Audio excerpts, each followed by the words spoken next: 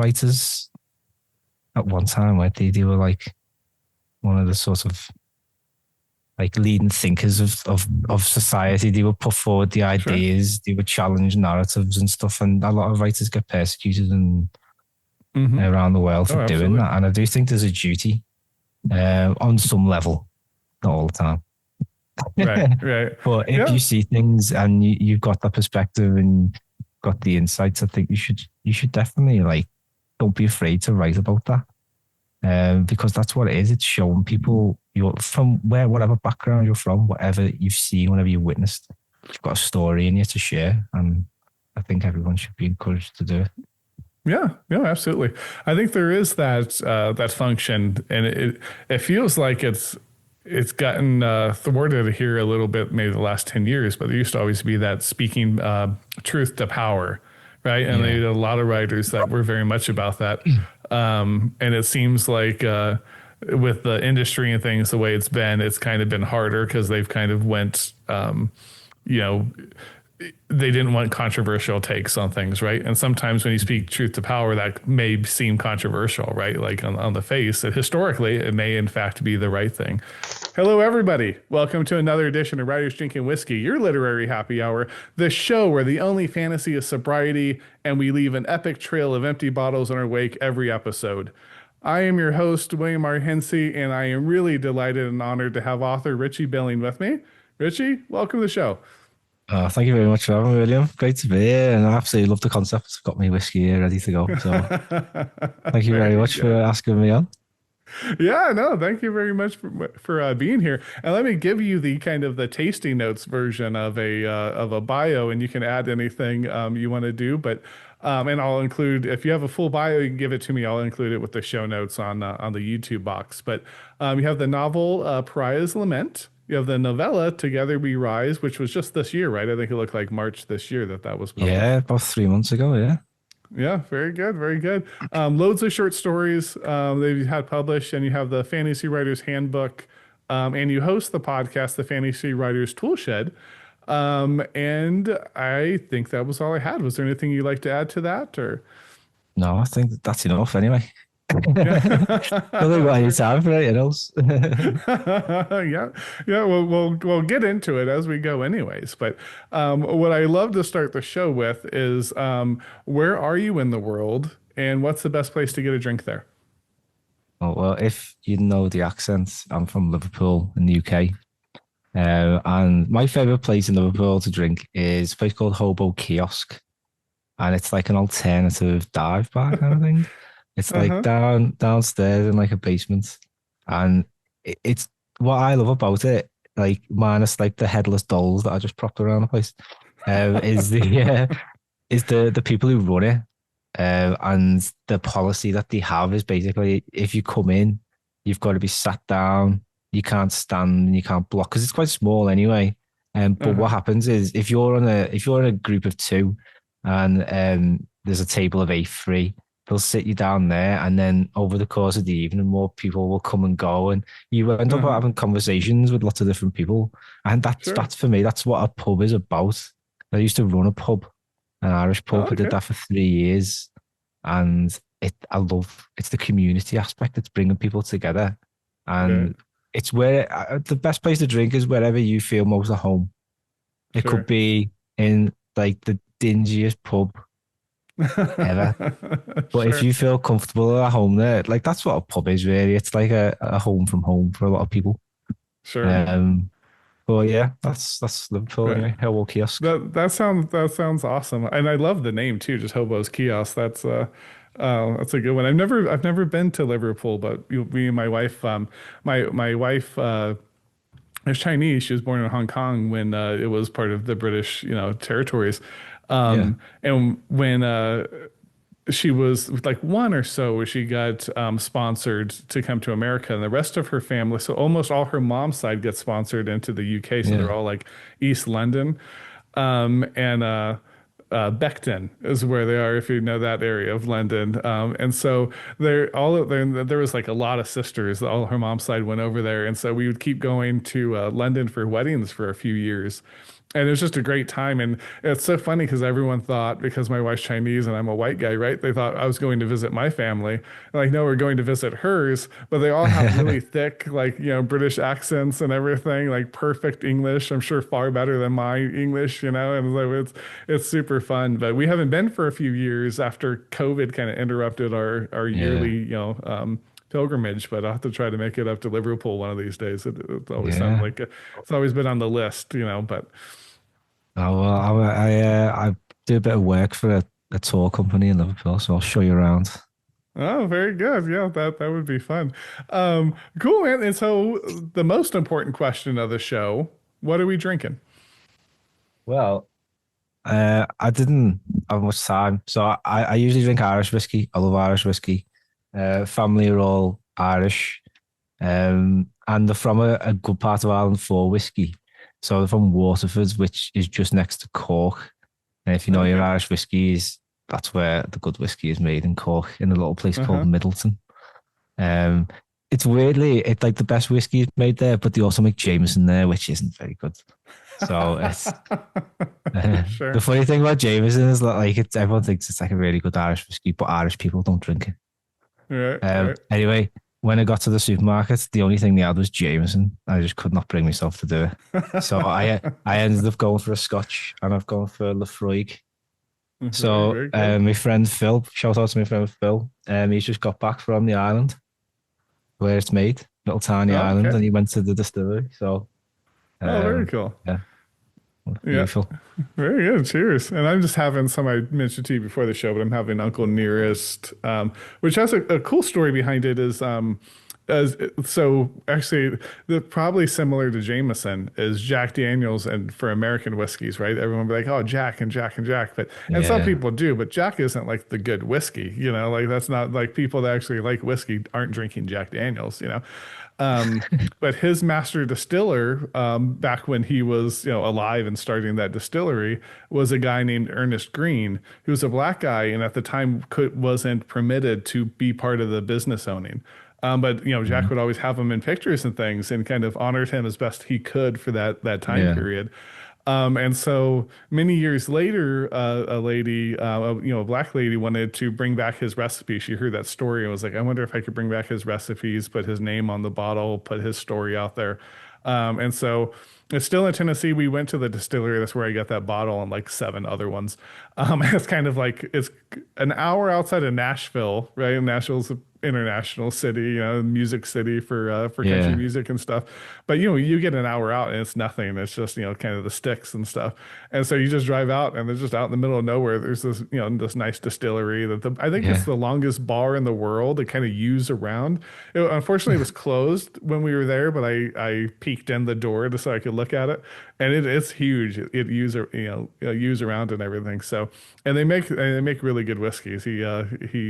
Jack should have stuck with his recipes, and he would have a nicer whiskey, to this day. But yeah. It's a good that's story though. I never knew that. That's a nice bit of yeah. knowledge. Yeah, it's a really interesting story, and I was happy that I liked it because sometimes it's a cool story, and then you taste the product and you're like, this isn't Oh good. yeah, story's Um, better. Yeah, yeah, exactly. And sometimes I'll keep one of the bottles just because it's fun. I'll throw it up on the bar somewhere, but that one will just collect dust. And like we were talking before the show, I always get Irish whiskeys, but I go through them so fast. I'm like, oh Oh, man, they're I'm so out of easy to whiskey again. drink. Oh yeah. Apart from Jameson, but they're so easy to drink. Very good, man. Awesome. So thanks for that. So I love to get us started with I always think of it like, Joseph Campbell's hero's journey, but kind of author style. So I wonder if you could give us kind of just your author journey, kind of where you started, where you've been and leading up to today. Yeah, so I never really wanted to be a writer. It's just never Mhm. something I thought of as a kid. But I loved reading books. And I think I sort of over time learned that I liked to write. And Uh-huh. then when people started to say that was actually all right, that what I read. In Yeah. mostly with essays in university and college. And when I left, I had this bit of a void because I actually really liked doing the essays because I liked sort of the project and I like the written word. I like crafting something. I like Uh-huh. the idea of like working on something to make it the best it can be and bringing all the different pieces of the puzzle together. And I was just missing that for years. And I ended up dabbling in a bit of comedy writing with a friend, and Anthony Oh, Compton, okay. really very funny guy. Uh-huh. And yeah, we ended up writing a sitcom. That Oh, didn't very go cool. anywhere, but we stopped, and then I was missing it again, and I was just really despondent and like feeling like a bit lost. I suppose I was about 24, 23 this time. I was Uh-huh. working as a lawyer, and I was like, oh, this could be the rest of my life, like doing law. No fulfillment, no satisfaction, and stuck inside, taking Uh-huh. calls from people moaning about when they're going to get the compensation. So I was like, oh, I just Sure. wasn't enjoying it. And at the same Yeah. time, I got really into reading fantasy again, like back when I was a kid. I was reading like big epic fantasy, like all the Song of Ice and Fire books, Uh-huh. like Raymond Feist, absolutely just burned through them. James Barkley, there's like a lot of classic fantasy in there, and Uh-huh. but he fell in love with it. And then I sort of got this sort of desire to think, wow, this is amazing what they're able to do. I would love to be able to do that as well and like create things that other people can enjoy. And then I just started trying to write and absolutely fell in love with it. And then that was 11 years ago because it was my birthday last week. So I was like, oh, reflecting. So yeah, I've been doing this since I was 23. So yeah, 11 years. Uh-huh. And yeah, a lot of highs, a lot of lows. I've done a few things, but takes a while to learn. And one of the biggest challenges of being a writer is um, just don't get paid. So Sure. if you decide, like I did, to quit my job as a lawyer and become a writer, like you've got to be realistic. But I Uh-huh. was like, Sure. I'm just going to use that time to learn basically as much as I can, practice as much as I can, and just invest and try and pivot in a direction that's more aligned with what I enjoy doing. So I left law Right. behind and I got into like editing and marketing and writing like, content for websites and stuff. That's what I do Mm-hmm. now in a day job, which is it's like writing, not Sure. creative all the time, but it's closer to what I wanted to do. Reality is, it's hard to write. I've been doing this for 11 years. I'm nowhere near making a full time salary, but Mm-hmm. I've learned a lot of different things about like what to do, what not to do. So it's hard. A lot of highs, a lot of lows. I love writing short stories, and I've kind of got back into that recently. And one of my aims when I started was to like, if you're not familiar with short story writing, there's like different levels of pay in terms of like it usually goes by the quality of the magazine. So like the best Sure. magazine, Beneath Ceaseless Skies, they pay like pro rates. And I was like, ah, I'm not bothered about the money. I just With want those pro to just capes. say, I just want to say that I've done it once. Right. Almost like a bit of validation, basically, because it's short Sure. stories. I don't know how much you do with short stories, but it's hard to get them published. Oh, for Um, sure. Well, that's where I started was all short stories. In fact, I think the book I have up, you guys can't see it, but that's my short story anthology. That was I them like the all. cover. That's really nice. Yeah, it's pretty cool. Oh, I don't know if I can show it. I don't know how to work. The camera, I should just look where the camera is and not at the video feed right here. Um, but yeah, no, so I'm with you. And I get that because at first you write, there's the validation of just getting one published, right? The someone Yeah. says, "Hey, this is good enough to put it in," right?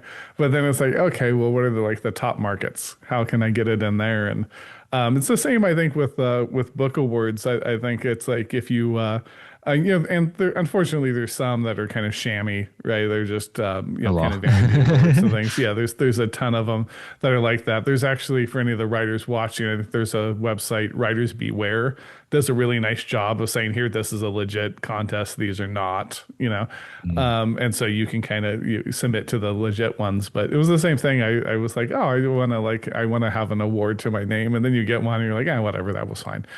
Yeah. But like little It lasts for like milestones, I 5 seconds suppose. for me. With the short story thing, is because I've never really felt confident as a short story writer. And we always struggle to capture the moments. and I would always end Sure. up writing the first chapters of novels. And Sure. I've worked quite hard to Hmm. get better at them as much as I can. And Right. finally, like first week into the 34th year, or the 11th year of writing, got the pro rate offer. So, and Very it was good. for a short story, nothing to do with fantasy. Well, it's kind of fantasy influence, but probably one of the most meaningful, well, for me, most meaningful stories I've ever written. And yeah, I got rejected 15 times. Sure. Well, So congratulations on that. Yeah, thank you very that's much. part of the writing journey, man, right? Is Yeah, yeah. dealing with the rejection. So, Drink um, to the highs. yeah, very good. Thank you for that. You know, it's funny you mentioned the lawyer thing because I've had so many ex-lawyers on the show now, and Yeah. and a lot of them There's quite a lot of retired. lawyers and writers, isn't it? That's funny, isn't it? Yeah, they come back. I have a theory that it's basically like most lawyers are kind of like disaffected writers, and or they're just they're writers that enjoy consistent paychecks. You know, Yeah. which I don't blame them. I It's safe. last It's year, safe. yeah, Yeah. oh yeah, yeah, like I've been writing and just like doing this show now full time for actually a year, basically today. It Oh, was June 20 congratulations. something Amazing. last year was my last day with the corporate gig. And I Amazing. was telling my wife a month or two ago, and I was like, man, I really like, I'm tempted to go back just to get that consistent pay. You know, I was just like, that Yeah. no, it's coming in, money's going into your retirement, everything else. And she doesn't want me to. She's, you know, perfectly happy with me doing what I'm doing. And, you know, I make whatever scraps of money that kind of come in from the writing and YouTube and things. But yeah, it's hard to make a you know a real living at it. You know, nowadays it's kind of that. They always Yeah. talk about the one percenters of like just the wealth generally, right? But there's like the 1% of writers like the J.K. Rowling and Stephen King and stuff that make huge money, and then the middle class is shrunk, right? I've had a few on the show that are kind of they've written 30 books and they're not wildly rich, they're not wildly well known, but they have made a nice life, you know, with their writing, Yeah. which I think is most writers' real goal, right? You just want to be able to, you know, to produce things and put out work that's meaningful to you, and then be able to, you know, feed yourself and put put a roof over your head, you know, occasionally, but maybe buy a bottle of whiskey, like, you know, if you're lucky. But yeah, it's definitely a journey for sure. What got you into law originally? Was it just kind of I don't know. I've always had a sort of strong, like dislike for injustice. Let's say. okay? I don't know if it's being from Liverpool, like historically, is a bit of a, let's say, ostracized part of the country. It got sort of targeted in the past by different governments, and that's kind of put itself apart. But it's all Liverpool's also got its own identity and its own mentality because they call it like the 33rd county of Ireland because so many Irish people left in the famine and over the Uh-huh. last few years, especially as well, um, to like live in Ireland and set up. Like that's how my grandmother came. Hmm. And yeah, it's there's just like 75% of, and probably not as much Sure. anymore, but at one time, 75% of people from Liverpool had Irish ancestry. So it's an Yeah. Irish city. And obviously, Ireland's a very sort of persecuted country, especially by the English. So not Sure. very Yeah. sympathetic Absolutely. to the English, let's just say that. Right. And yeah, it's interesting. But I think Yeah. that's where it comes from, and it's amazing how your culture and your background influences you so much in your writing because so much of my writing nowadays is like I try and keep it light and funny, but I can't help it. It's just what's on my mind and what Yeah. is sort of motivating me, and that's why I Hmm. wrote Together We Rise. Um, that story I just mentioned before getting published. That's about the war in Gaza.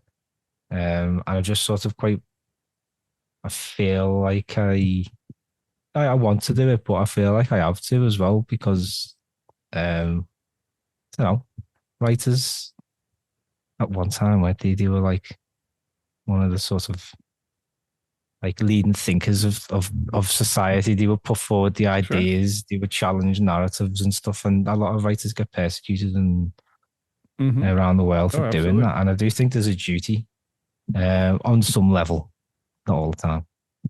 Right. Right. But if Yeah. you see things and you've got the perspective and got the insights, I think you should definitely like don't be afraid to write about that. Because that's what it is. It's showing people you're from whatever background you're from, whatever you've seen, whatever you've witnessed, you've got a story in you to share. And I think everyone should be encouraged to do it.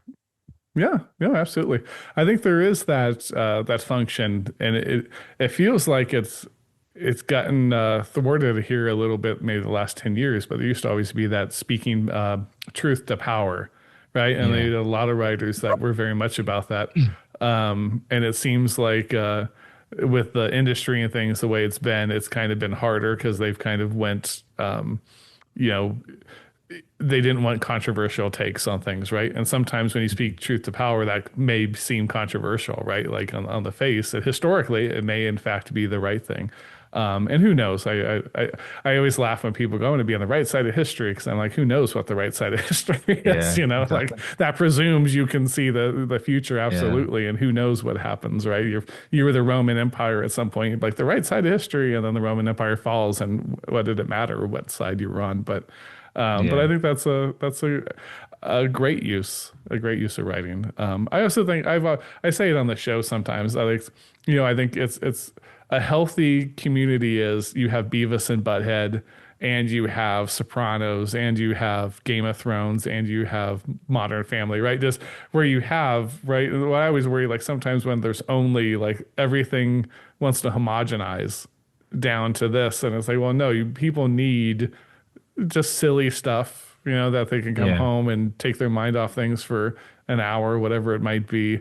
But you also need more important things, and I think they are more important, truly. But but that doesn't mean those other things aren't, right? So you can have a Yeah. sitcom like you had written, and you can also have something about the war in Gaza. And I think all those things not only can exist, I think they should. I think we really should make sure we're doing that. So Yeah. that's awesome. Yeah, completely agree. Like, and it's good to mix it up. You can't write about that stuff all the time because it'll drive you mad. Right. Yeah, Um, for sure. and I've started doing like a fantasy comedy series now, like an ongoing thing Uh-huh. online. Again, just playing with structure and playing with people's changing attitudes to books and to reading and like what they want from a writer almost. I Hmm. think it's definitely shifting. So I'm trying this new model now where publish something every week, like Oh, a sure. part of an So you're ongoing story. serializing it now. Yeah, and it seems to be picking up. Hmm. Obviously, it's a slow start, but Right. after about 5 weeks, when my first part of the story was completed, I did see a noticeable difference in interest and Right. definitely something I'm going to carry on exploring. But it's Oh, there's no right answer, like you say. Like everyone's just right. guessing. Yeah, yeah, sure. Yeah, my so I wrote the longest thing I've ever written by far. It's a epic absurdist satire called Pirates of Appalachia. Um, Yes. and it's just this bonkers kind of uh, story. And I was going to try to traditionally publish it, but it's 220,000 words. So, and it could be split into two books just fine, but that's still two longish books, right? And I'm like, man, you know, I didn't want it to be neutered because it's a satire, and Yeah. it's kind of no holds barred, and so I'm like, man, I don't even know how someone wanted me to neuter it and scale things back, like scale the humor back and Yeah. things. I'm not even sure I could do it. Like it's just it would be such a project to be like rewriting it. And so I started serializing it as well. And then I realized in that process how many of the books like we read like through, school and university and everything that started off as serial. The Tale of Two Cities started off as a serial novel. 20,000 Leagues Under the Sea, Fear and Loathing in Las Vegas. I mean, it's a couple, Farewell to Arms by Hemingway. Like there's Mm. so many that started off that way. And I think it kind of makes sense because I get, when you're a publisher, you want it to kind of fit into this packaging because you have this whole apparatus, the manufacturing, the distribution, you actually have to care about how much the books in the box weigh to send them out, right? And so I get that there's kind of a package they want you to fit into, but I don't think every story should or can just fit so neatly into, okay, well, it's 90,000 words and here's, chapter one and it's exactly, 2,000 words. So is chapter two, right? Um, Yeah. you could do that, and again, that's fine. I don't begrudge anyone anything they want to write, but I think it's also I think that's why so much of the stories they feel very similar and feel derivative and things because Yeah. you're trying to always fit that package. And so when I heard the serialized fiction was making a little bit of a comeback with Substack and Medium and some of these other sites, I was like, oh, that's actually really interesting. I wonder if that's why some of those stories that have kind of lasted, the tail of time here have done that is because they weren't beholden to trying to fit into something, so neatly. They were just, putting out Yeah. a story the way they thought it needed to be. Yeah. Well, publishers love formulas because they feel like they can predict Right. outcomes and make forecasts and whatnot. So Mm-hmm. if you don't fit or align with that formula, then you don't have much luck. But Mm-hmm. I mean, I completely agree with you. If you've got a vision for something, I think that's more important than like giving it to someone else and then just doing whatever the hell they want with it. Mm-hmm. Because it's not going to do the reader any good at the end. They're not getting what the artist intended. It's like with a painting, you don't like get an artist to finish a painting and think, actually, what? I think you've done this, this, and this wrong, and I think Right. you need to Yeah. get all Yeah. Can you the edit this and that? And yeah. So it's like, all right, I get it, what you mean. Like sometimes things need to be trimmed down or cut out and whatever, but like to fundamentally change a story just so it ticks boxes is not a. You might as well just use AI because it's yeah. not creative, it's not innovative, there's not an interesting about it. Right. Right. Um, and I think, yeah, that's why I put together We Rise. One of the reasons why I decided to self-publish that was for that reason, because I had a very unique and like I can unique idea for how I wanted it to be. I wanted it to be a novella length, but I didn't want it to have like a straightforward structure. So there's like 8 characters. The story split into 8 parts. There's 8 characters, and I've also been introduced an original soundtrack into the story. So each character has their own theme tune, which mirrors their Mm-hmm. emotional journey that they go on in their part of the chapter. And even though it's split into 8 distinct parts, it's like a relay race. So character A gets to a certain point, passes to character B picks up the story, and different characters come back into things later on. And it's it's quite interlinked. The structure is definitely unique because people expect a single character or a couple of characters, and then Mm-hmm. the publishers then would be like, oh, well, you can't attach to that character if they're only in it for one chapter and stuff like that. Right. Well, that kind of side of things is quite, for a writer, it's a nice challenge to do. Like, all right, how can I characterize and get enough across about this person so that the reader knows and understands who they are in 3 or 4 thousand words? Mm-hmm. Sure. Nice Yeah, I think that challenge. sounds, yeah, that sounds really innovative and things. It's interesting because they do that all the time, right? Like, oh, who's your main character in this and that, and um, Yeah, but it's if use a TV as an example, right? Like the White Lotus show, my wife and I were just watching. Every season's new characters. Like one of them will kind of float in and that, but it's going to be kind of a murder mystery kind of thing. The Black Mirror on Netflix, it's a different episode every time, and you get invested yeah. in the characters because a talented writer can get you invested in the character, and you don't need 300 pages to get invested, or 300 hours. You can do that quickly if you actually write something compelling enough. So That's a great yeah, example. What you say. I think a lot you can learn. Writers can learn an awful lot from TV because there's under so much pressure to yeah. like get that message across in such a short space of time. So I Hmm. would love to like in that situation, what I tend to do is I'll go back and watch it again, and I'll see what they've done or what they've said Mm-hmm. that has made me then think this. You can do it with books as well. It's a really good way to like Sure. learn. Basically, like a lot of writers I've spoken to, like bestsellers, have said like always read book twice if you've enjoyed it. Once as a reader, once as a writer. Go back and analyze, see how they've done it. Right. Yeah. Yeah. That's what's funny. And actually, I find it really fun is to like listen to costume designers and stuff and goes, Nice. oh, okay, we knew this character was like this. And so I really, and the way they think through what they're wearing or the set designers and if, the cinematographers, how they line up the shot and all that.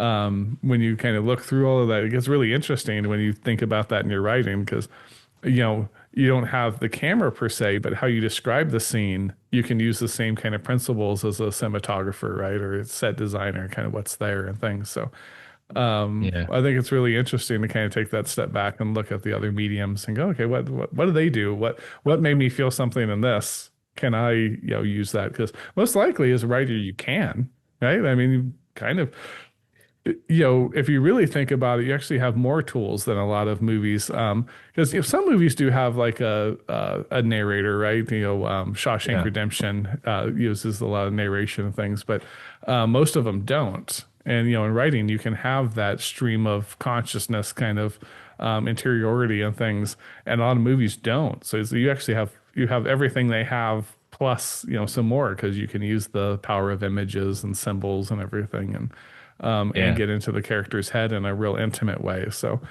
I think it's fun always looking at like, oh, even like different, like completely different medium. Like I don't know that I can't think of a real example from this, but even if you watch Beavis and Butthead and just see like, oh, what are they doing? You might Yeah. actually pick up on something that you could use in a very different way, but like, oh, why did I laugh at this like utterly stupid joke that they just made? Oh, Yeah. it was the absurdity of this or whatever, right? But you can kind of translate that off. Definitely. Yeah. So, I think TV and film is great for body language as well because sure.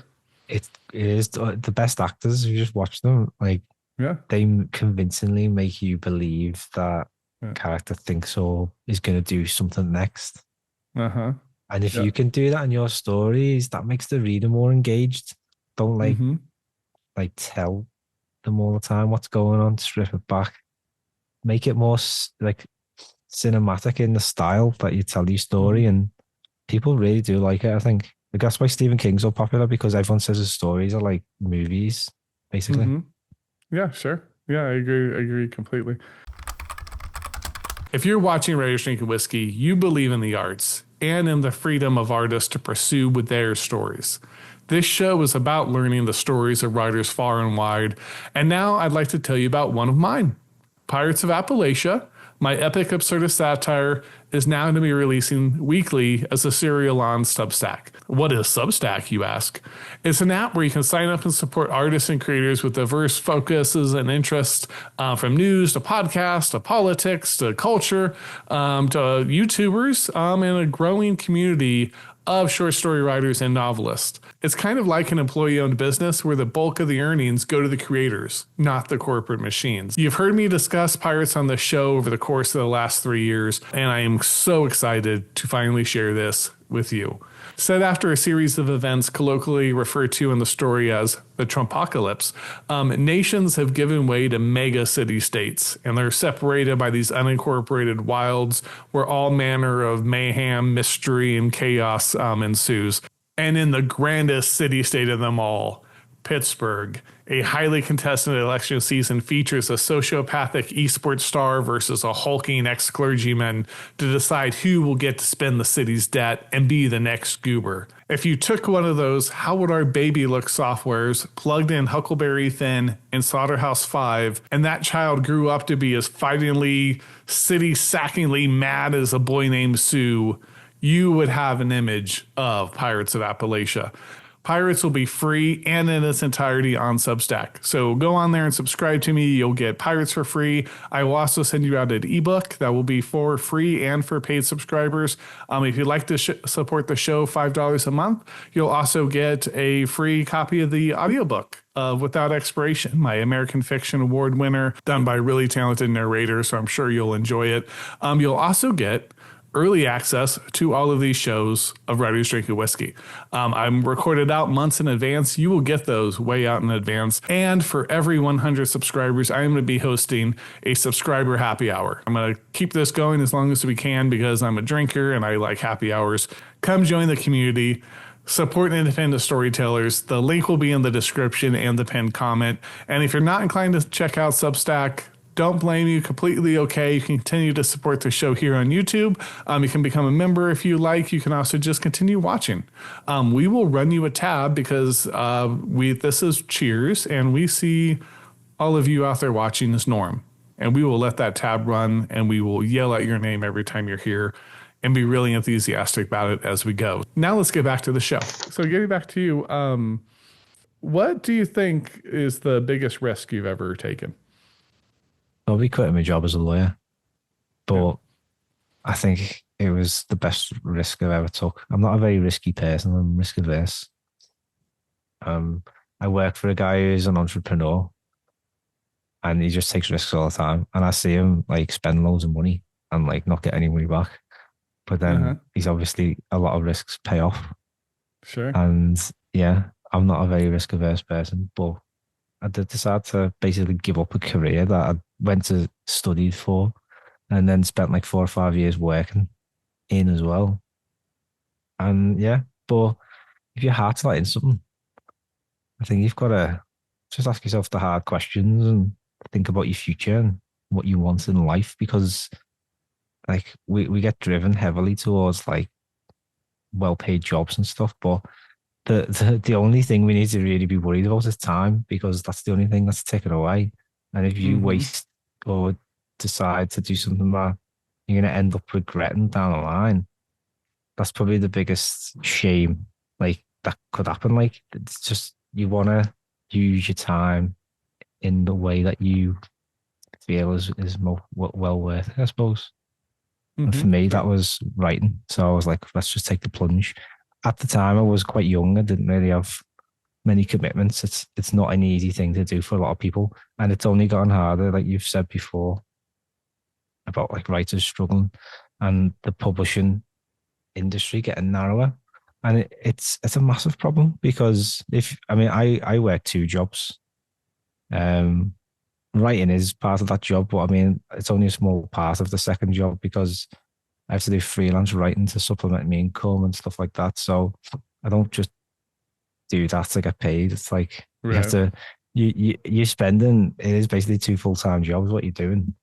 A lot of people have to do that. And then on top of that, then they've got to find the time and the energy to write a story or a novel. So over time, these voices just disappear, and you just got a middle-class industry telling middle-class stories that no one can really relate to. Yeah. I think that's basically Bridgerton. Yeah. It is rough. I think there's positives. I think there's, when you look at it and you go, I don't love Amazon as a company, but the fact that people can get their work on there, and and people can get to it, and some people do make a nice living with that.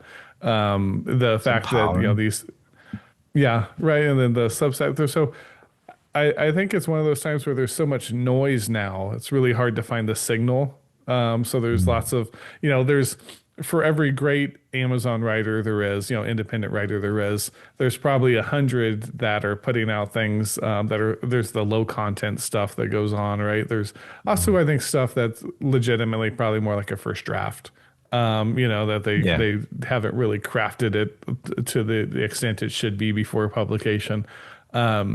And as much as we hate gatekeepers, and I'm not a big gatekeeper guy at all, there was a bit of, when you have gatekeepers, they do keep out hey, this isn't even ready for publication, in theory, right? That doesn't always pay off. And I know this firsthand, unfortunately. My first book I published was published under the title The Hordes of Torment. And the publisher did not copy edit it. And so they sent me my copy, and it had a typo in the very first paragraph of where the quotation mark was. And it was facing the wrong way. It should have been over here. It's facing over here, right? Or that's not versa. Too bad. Yeah, and but it killed me because I'm like, oh my gosh, I've edited Yeah, this thing you want it to be myself so perfect. many So times. And I go and I look at all of my stuff. I'm like, how did I miss that? And I did. I just missed it. And once it was in book form, I saw it like right away. But there's yeah, lots of typos and things like that through. So the gatekeepers don't always, do their jobs yeah, adequately. But and we did get that one fixed. I did give them a whole series of things. Luckily, that was the advanced reader copy, and I was able to get it back. And they're like, "Yeah, we're gonna copy edit it," and they still didn't do anything. Um, but it's so it is a lot of noise, lots of books, more than there's a readership for at present. yeah, But there's also lots of opportunities, so if you can get there, like you were talking about, serializing the new the fantasy the humorous fantasy novel. There's those opportunities where you can find it, then you can. So it's cool that that opportunity exists now, where 15 years ago, I mean, maybe it could have been out there somewhere, but if people don't go, if people don't go to the site, right? Like it's like I have the show yeah. on YouTube. I throw it on Rumble, and like 30 people watch it too. But it's like if there's not that much people on Rumble, there's just not Mm. that many. Like it's just how it is with sites like that. So, You're dead on with what you say. It's a really crowded market, and that's one of the reasons why I've sort of had to take a step back and think, well, how do you find your people? mm-hmm, And like obviously a lot of writers go down like paid advertising, and you just end up sinking loads of cash into a pit. mm-hmm, Basically, there's yeah, not much to be had in paid advertising. right, And like one of the uh, sort of things I've been trying to do is what can I do to make my books and stories like stand out a little bit? And that's mm-hmm, what I with Together We Rise. That's why I was like, I'll do the soundtrack as one of the motivations for doing it. I absolutely love music, like the Lord of the Rings soundtrack, for example. Just it makes the films like completely different. sure, yeah, And I was like, oh, I wonder, let's see if we can do it for a book. And I also mm-hmm, think that's going to be a selling point to help this book stand out. Because you could say to someone, this book is there's no other book like this because it's got a soundtrack in it. uh-huh, And yeah, at least you can say that. mm-hmm. But compared to, oh, No, and you can get some here's another interest, right? fantasy novella. Right. Yeah. So, Yeah. I mean, it No, hasn't really that's worked really so far. But well, marketing's a slog. It's an ongoing thing with a book. Once the book's done, you can just continue to market it. right. Yeah. But yeah, it's really like I say, it's tough. It's crowded. Maybe there does need to be some kind of like thing to level it out a little bit. Like you may, I don't know, if Amazon charged 100 quid to list a book, Mm-hmm. for example, that might just cut Right. loads of people off. And at least, That's true. like, I don't know, I'm not advocating that by the way, because I don't like that. But Uh-huh. Right. like you were saying, there's a problem with it being an open field and that just drowning readers. Mm-hmm. Right, right. Yeah. It's hard, right? Because I do it myself is that every time I don't even want to just bag on indie writers because it's traditional published writers too, is that I'll go grab a book and even some of these writers I don't want to I my rule is generally I don't talk bad about writers that are still alive because I know it's a hard business, unless like I feel okay talking bad about like Stephen King or J.K. Rowling because they have so much money and they're never going to care that I said anything. Um, but That's some what of does these it. writers, yeah, some of them I picked up some of these writers. Not either of those two. I've actually never read Harry Potter, so I've never read any J.K. Rowling at all to really comment about her writing. But and I like Stephen King. I used to read him quite a bit when I was younger. But some of these other kind of mega writers, I was like, oh, I've never read their books. Like maybe I'll try a couple. And honestly, I Yeah. couldn't even tell you which one was one from the next. It's like, oh, this was this writer, this was X writer, this was X.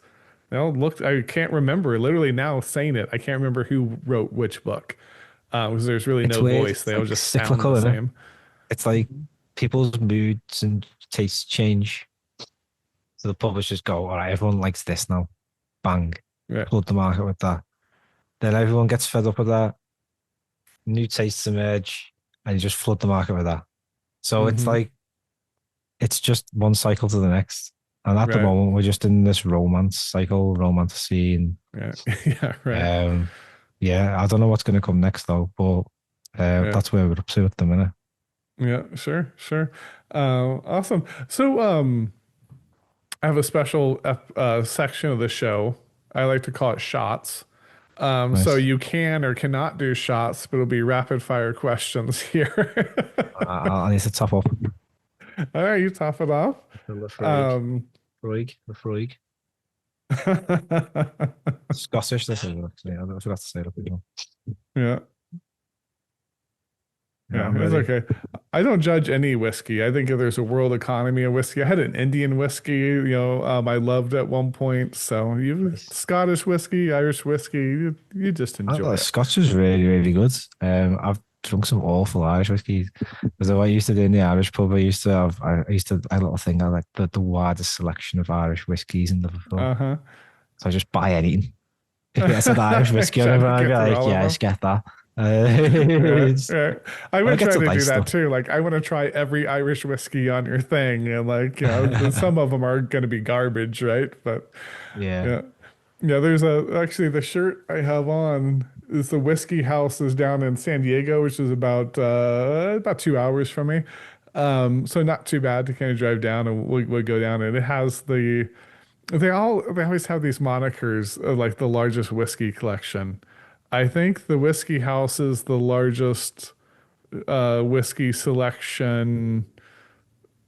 Is it in the world? I forget. Like I went to one in Edinburgh that was the largest unopened whiskey bottle collection, and that was like the biggest fail in history. I'm like, in some of them, like there's the angel share where it evaporates out. There's literally empty bottles that were never drank. I'm like, this is a failure. This whiskey was meant to be drank. Like I would be more impressed Yeah. with a bunch of empty bottles.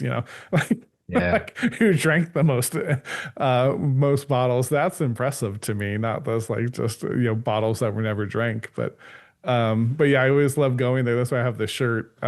Is anytime we're down in San Diego or my wife, she does some travel nursing. She's like, oh, I'm going down to San Diego. And we go. And I'm like, oh, we have to go whiskey house. Go try. And they'll give it to you from regions. So you can do, oh, give me the Irish, or, they'll have all of the Nice. ones that they have from Ireland and India and just everywhere. It's crazy the amount of places that have their own whiskeys. But cool. So if you're topped off, then we can get to our shots portion of the show here. Um, and I like to say, so I like to start it with some trivia. And since you write epic fantasy, I thought I would give you some trivia on something decidedly not epic, as in Okay. small. So Nice. and I never expect anyone to know any of these answers because that's how I basically do it all of the time. It's Okay. something that you probably won't know. Just trying to get me drunk. So yeah, yeah. And something that if I and all the points are based on how entertaining it is to yours truly. So just feel free to say whatever you like. But all right, so Yes. you ready for the first question? It's there. Very good. Okay, so what is the tiniest life form or form of life known to exist? Bacteria, I imagine. Back to it. Close, close. Oh, I What don't know else then. gets you sick? Oh, no. Virus things. It's not just Viruses. bacteria. There you go. You Oh, got is it. it? Yeah. Yeah. Oh, yeah. Sounds. Right. Viruses. Yep. Viruses are apparently a little smaller than bacteria, Oh, according to really? the I just Google. thought they were the same thing. Well, yeah. There you go. Learn something new. So you got that one. So, which is Sounds funny. a drink. As I was looking these up here, they were actually really controversial at first, whether the viruses were living or non-living, because they're only living when they actually have the host, because they need like us, right, to replicate and be alive. When they're not actually in a host, some us or dogs, whatever they might be in, they're just inert. So viruses otherwise are just not living when they're just floating out in the air. Coronavirus is not living, floating out until you walk through and Oh, you weird. catch it and it's alive. So, it's an interesting fact here. It's good facts. This, yeah, this subatomic particle was initially dismissed as a joke, but later revolutionized our understanding of the universe. Is it dark matter? No, no, not dark matter. It's quarks. So have you Oh, heard of quarks? no. They're supposed to be like they're really weird. So they were proposed. Let me see my notes in 1964 by a couple scientists, and they thought it was just nonsense. And actually, in fact, other physicists called them quarks, like in dorks, because they Yeah, thought like they were so far fetched. But they apparently like there's 16. They point, I didn't write this all down, but they point different directions or whatever. They're this really insane little thing. But yeah, they didn't yeah. get proven for a long time. But that's apparently the smallest thing that we know of, to this day. It's amazing. You got a What is the microscope for that. smallest, yeah, what is the smallest sculpture ever built by humans, not computers? Is it a sculpture of Donald Trump's penis? It could be. It could be. The one that actually is the Lord's Prayer on the head of a pen. So this Yeah, art, so Willard Wiggin, he created this sculpture, and it's so intricate it literally can fit. You have to look at a microscope to be able to see it. But he had dyslexia apparently, and so the minutia of art and everything like gave him some yeah. solace with it, and so he made the Lord's Prayer on the head That's of a pen. insane. Apparently, I don't know how. So Oh, I guess impressive. he did it with microscopes and things apparently, but Oh, imagine anyone yeah. comes past you and Yeah, exactly. And yeah, it's also been lost about 3 million times. I think it's like in his couch cushions put it as down we over there. speak. Where's it gone? What is the smallest mammal? Oh, what is it called? It's a monkey. I've seen it. It's got massive eyes. So that's not it. Is that not Think it? No. think even smaller. So mammals, not primates or anything, just mammals Or generally. just general. So it's a fish then, I'm guessing. No, fish aren't mammals. No fish. Well, it's, oh, I don't know. I'll go Well, to give think up. of the critters. You can give me like think of the critters that get into your walls and everything else. Ah, some kind of like mouse. Yeah, it's a shrew. It's the A shrew. Ah, estrucan. close. Yeah, it's like a little mouse. And it weighs 1.2 grams. And so it barely weighs anything. There's also a tiny little bat, a bumblebee bat, that's only 1.3 inches tall. So, I That's mean, that's, insane. yeah, that's insane. Tiny, tiny little bat that probably, if I was in Imagine the area, would life eat me. being that But, small. Yeah, right. it's Yeah. crazy. So, and all right. So our last one for our trivia portion of shots here. Um, what is the smallest commercially available bottle of whiskey in the world? And you don't have to know the brand. You could even just guess the amount that's in it and everything. Is it 5 milliliters? Um, you're close. You're a little high. It's Oh, 1.3 milliliters. 1.3. That's not even a That has sip. the Guinness World Record. Yeah, it's the White Horse Scotch whiskey did it. I'm sure as a way to get a Guinness World Record and get Yeah, their that's whiskey an out easy there. one to But break if you ever want to break that one. yeah, It's like yeah. 1.2 milliliters. I know exactly. Like who's going through these. Yeah, so you barely I forget it's not even a shot. But yeah, they got a Guinness World One Record. 25th of a shot. Yeah, exactly. It's like, That's when like you a drink drop. something. All right, I'm just gonna drink. There we go. That'll drop Yeah, on my tongue. right, exactly. It's like when when you're drinking and there's that little bit on the bottom and you thought you drank it Yeah, all, but it's just some of it clung to the sides and it's down and you try to drink it, you never really get it up. I think that's their whole marketing slogan here. yeah.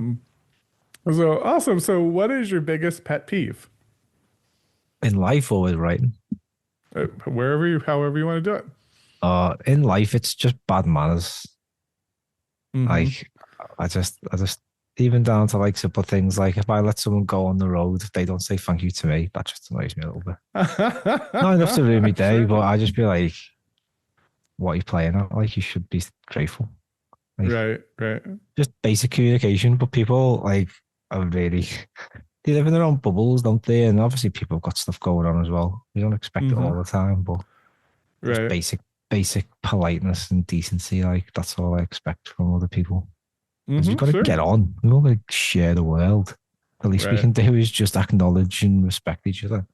Right, right. Yeah, just yeah, that brief. I remember a guy cut me because I'm in LA, right? So I've been cut off 18 times a day.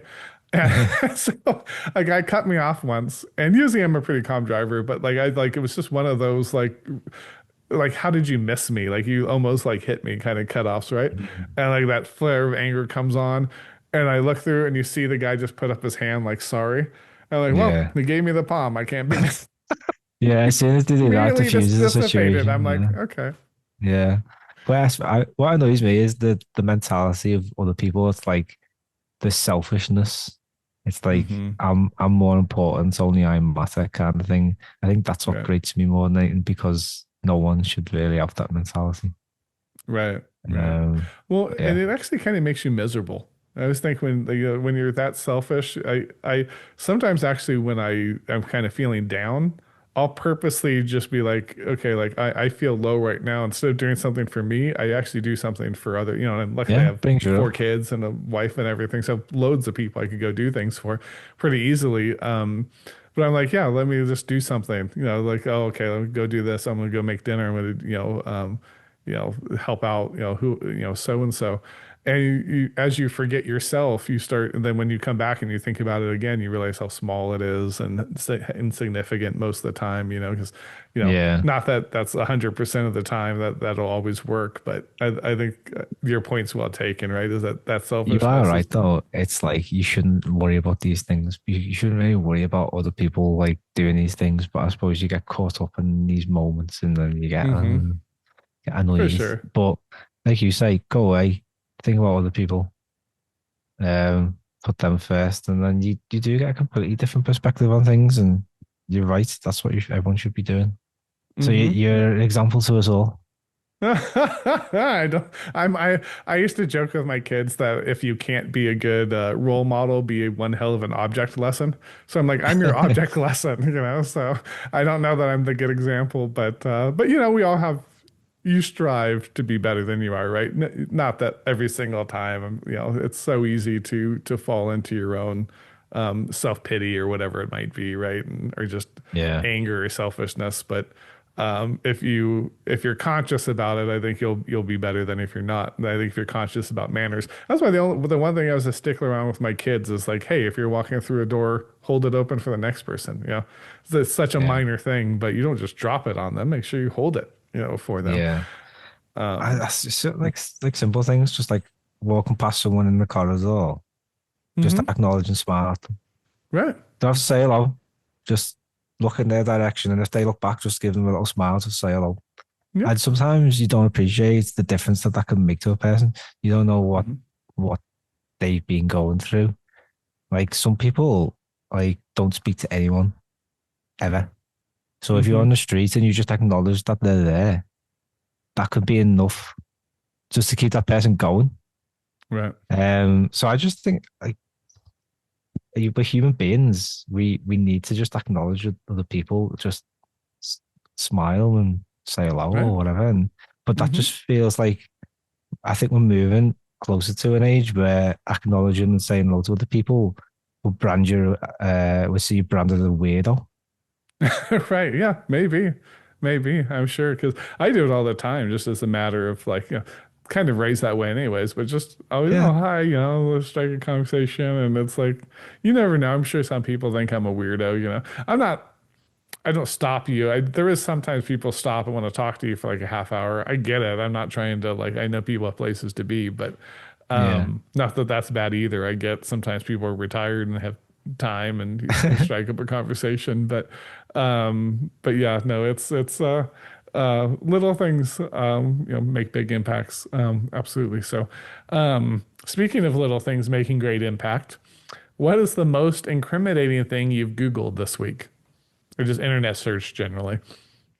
Mm, that's a good one. uh, I don't know. I'm quite a good searcher. Like, I don't think I'll be too worried about people looking at my internet history. Yeah, okay. Like, Well, I like asking writers because you always get like, I'm writing this book and I had to search up this crazy thing. yeah. there've been a few ones in the past where it's like, but like they're usually quite specific. Like if you stab someone in the stomach, how long will it take them to die, kind of thing. Sure. um, Sure. or how do you treat a wound, like a wound to the shoulder? Like AI is quite good for this now because like For sure. Google is just a keyword farm. Yeah. Like I do Yeah. that, like I say that, and like being someone who works in the industry. So AI is good because it will scan and give you better answers, like more Mm-hmm. specific answers. So for writers, it's good because you can do a lot of research in a short space of time. Right. Um, but yeah, I don't know in terms of like recent ones. I suppose probably the most incriminating one when I was writing Together We Rise, I was like, oh, how do revolutions work?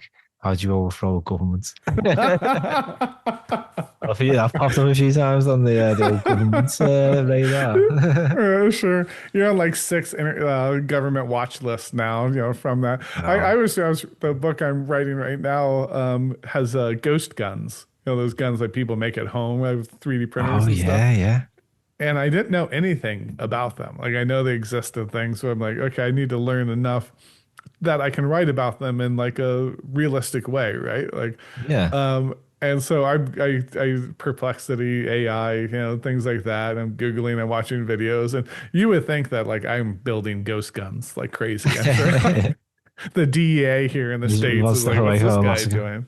Yeah, exactly. Especially in California, 'cause they're against guns generally anyway. So, the governor here probably has my name on his desk going, this guy likes ghost guns and Yeah. doesn't like me. Do I need to be worried? But what is the best question you've ever been asked in an interview? This one? This question right now. No, I think I did an interview with someone recently for as part of Together We Rise. She called Charlie Place, and she just did so much research, and I was so blown away by how Uh-huh. good the questions were. Obviously about the book, Yeah. and it was great because one of the good things about Together We Rise is that you can really talk about it because there's 8 different perspectives, Mm-hmm. and the whole point of that book is to and the structure for it is to critique society and the way it's set up and the worst sides of capitalism from the different perspectives, different people in society who it affects. So when you ask people, like, she asked me, like, oh, who's your favorite character in the story or something like that. But I threw it back at her and I was like, well, who's your favorite character? Who could you relate to the most? And it's always interesting because you've got like the equivalent of a doctor, you've got like a worker, like a trade union kind of person, you've got a child, a drug dealer, a police officer, you've got someone from like the higher, like the elite part of society, and you've got the actual revolutionary herself. Um, and this person said the drug dealer, Uh-huh. like that's the Very person good. who she could relate to the most. I thought, that's really interesting. Uh-huh. But it's because the drug dealer in the story, he's a drug dealer because it's a way to survive. The Sure. only way he knows how to survive.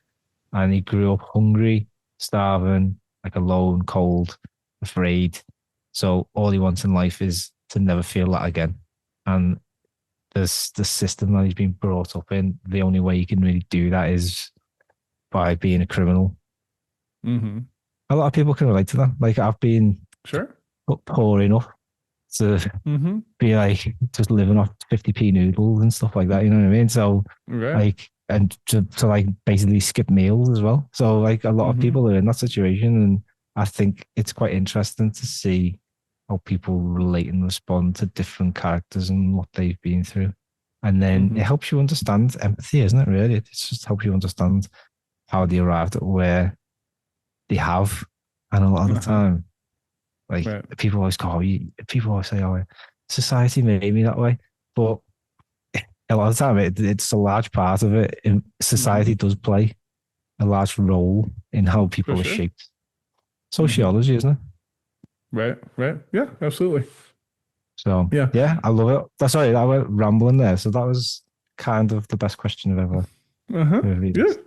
Perfectly okay. The show is writers drinking whiskey and people drinking whiskey tend to ramble, so I think it's perfectly okay. Yeah. Yeah.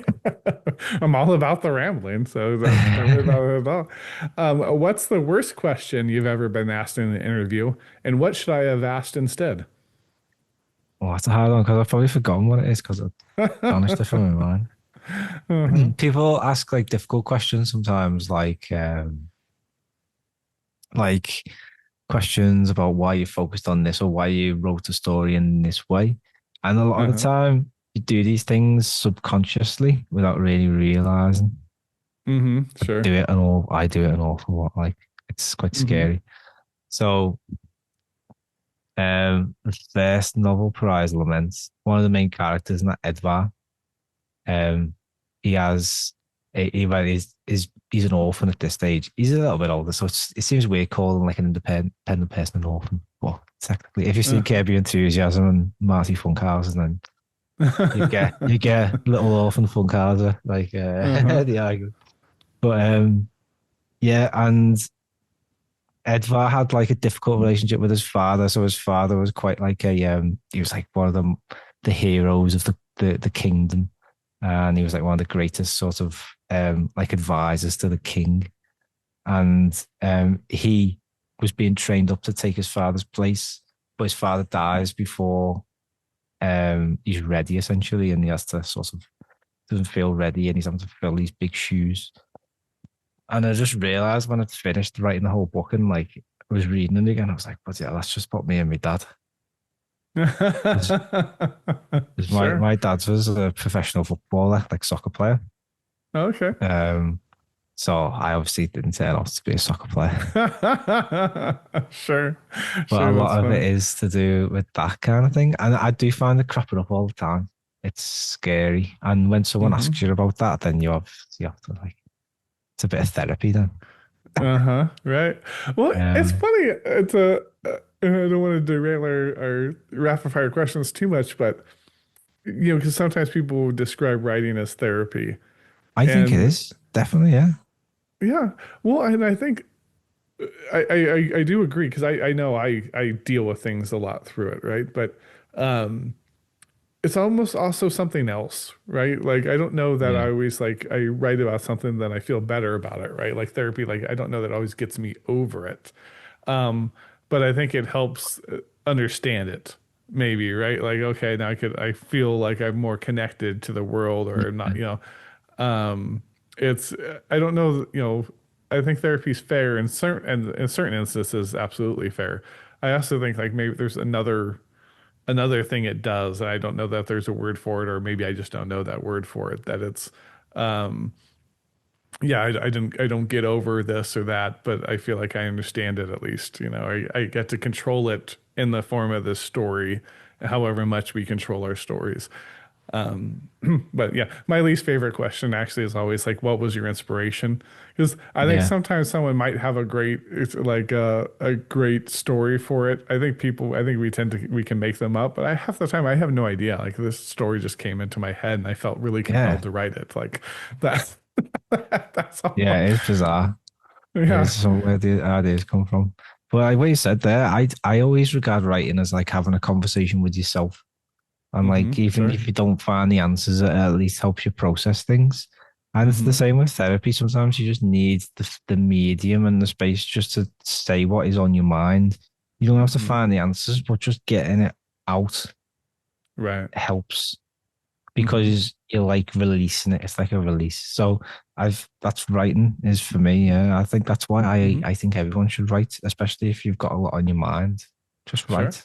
You Right. don't need to know how to write a story. You just need to write what's in your head, write your Mm-hmm. thoughts, write a monologue, and then see how you feel at the end of it. And yeah, Sure. genuinely, you Well, I do think feel the people used to journal all the time, right?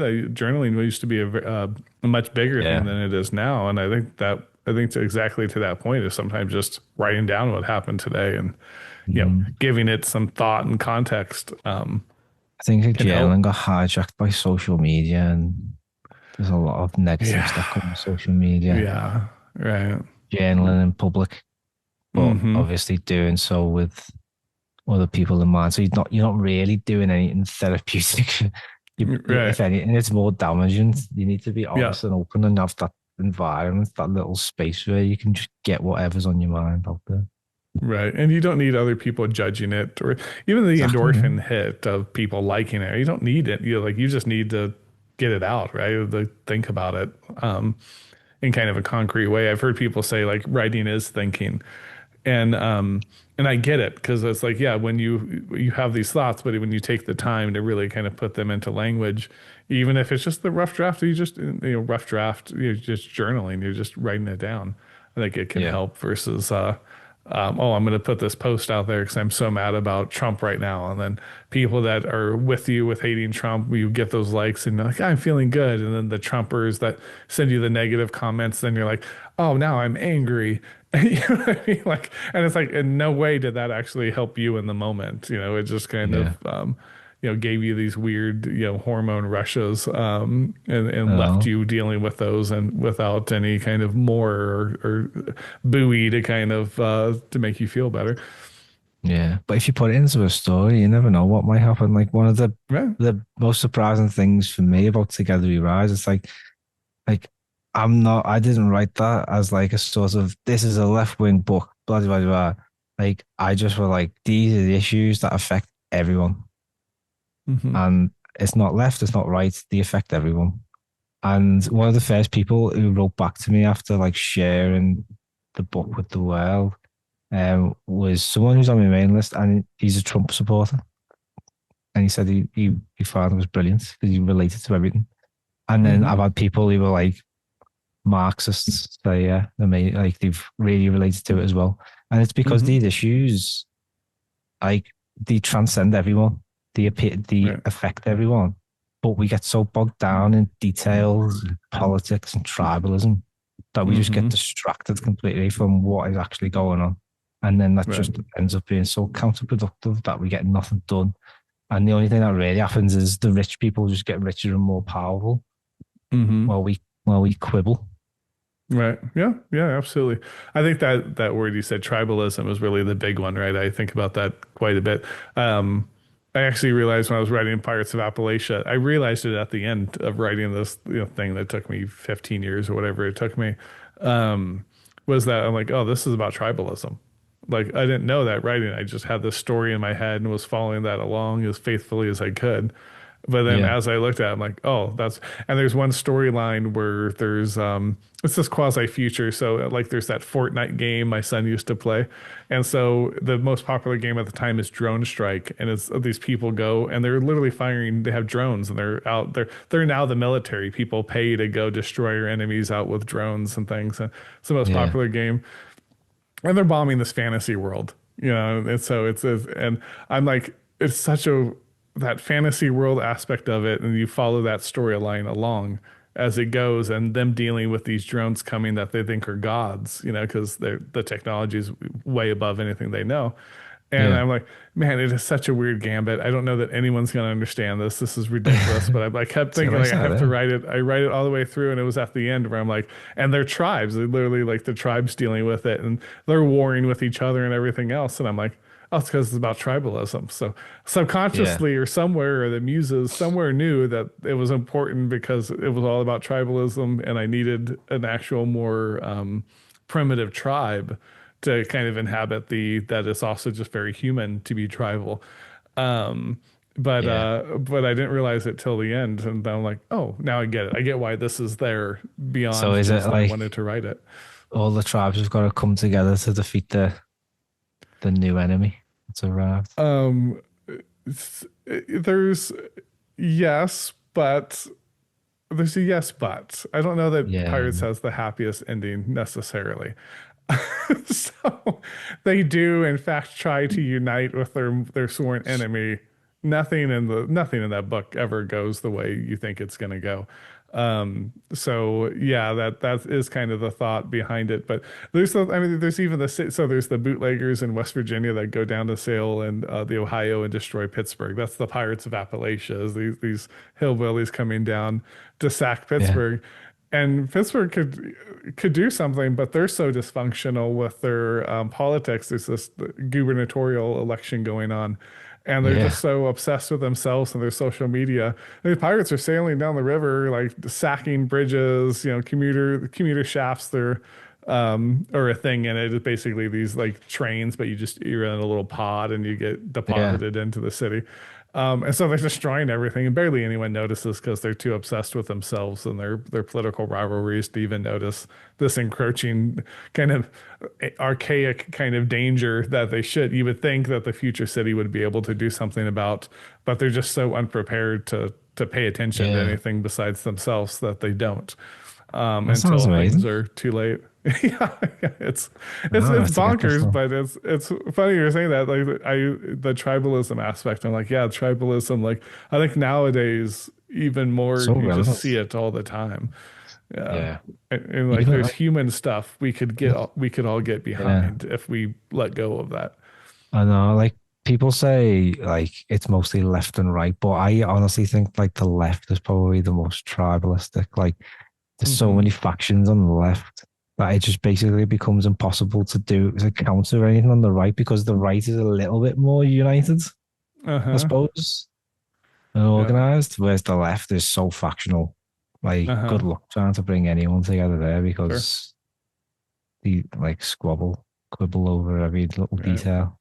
Hmm. Oh, absolutely. Well, see, and you see it even with like the Teslas in America, right? It was the left that was really into Teslas, and then they get mad at Elon Musk because he was Yeah, with Doge and Trump. So then they start bombing Teslas. But you're like, you're bombing your own people, right? It's like this was like, and not that it's only left. Lots of people buy Teslas, right? But that was a yeah, big yeah. I know thing. what you They're like, mean. oh, you Yeah, go get it. You're saving the world. You go buy your Tesla. And then it's like, oh, now we're mad at Musk and we're gonna key those, we're gonna bomb them. But like, that's all the same people. Like, you realize you're just doing this to yourself. I guess it's yeah, the people that didn't buy the Teslas that decided to bomb them. But it's like, eh, that's exactly how it is, right? You see it all the time. And I agree with you. I think the left is actually more tribal currently. I think it could, these things don't persist, right? So they could change over time and give it 3 years and maybe the right will be more tribal. But yeah, and again, I think it's natural, right? We now I have me and my wife have 4 kids between us, right? We have our little tribe. I get it. You got to look out for that first, but um, there's a natural inclination to it. But when it gets carried too far, especially when you start carrying it to the societal level where all these tribes need to now get along for a greater good, I think it causes a lot of problems. So I think that's yeah, really cool. I have to check out Together We Rise. I think it sounds like a really neat, not neat, neat as in the structure of it. I think that sounds innovative and neat, and then meaningful on the other end. Because I think meaning is the thing we forget too much about, right? It's money isn't meaning, right? Money is just a means to an end. yeah, I think the meaning is like what you get out of your writing, it can be different things to different people, but it's certainly not just, that paycheck, at the end of the yeah. week. That's the bonus for me. Like if someone can read my story and enjoy it, that's one thing. But if they can enjoy it and take something away from it, that's what makes it like that's what I try and achieve anyway. Don't always get it. Oh, sure. Every now and then you do. Well, and it's maybe not every reader, right? But even if you touch one person, I think it's pretty cool. You know what I mean? There's Yeah, somebody read definitely. it Yeah. and really connected to it. I mean, you hope for more, obviously, right? But just the fact that someone, went, hey, that really meant One something to person. me. Yeah. That's awesome. Um, awesome. So let's get to the last 2 questions here for our shots. Have you Mm. ever witnessed anything inexplicable? Inexplicable. I was a secondary witness. Can I count that? To Sure. something quite shocking. Okay. So there was one instance a few years ago. I was at an ex-girlfriend's house. We were watching TV, and then I had a few bangs. Thought they were fireworks. Turns out someone just being assassinated outside the house. Oh my goodness. So we were outside, obviously, to see what was going on. The person was still a little bit alive. That was quite rough. Never seen anything Right. like that before. And Sure. I had to go back inside. I was like, Uh-huh. oh, fucking hell. I don't know. This is out to me depth there. Like, but yeah, it was like a proper hit, like a gang hit. Uh-huh. For a lot of people, that's normal. But for me, that was the first time it's ever happened. And yeah, that Sure. was inexplicable and shocking. Um, yeah, crazy. Right. That is crazy. And then, it's I guess where I grew up, is where I grew up is technically the most northern portion of Los Angeles County. There's a little desert town called Palmdale, Lancaster, the Antelope Valley, and not to be confused with Palm Springs, which people Mm. come vacation and spend their winters in. That's the fancy Palm. I'm in Palmdale. People don't vacation there; they get shot there. Bless you.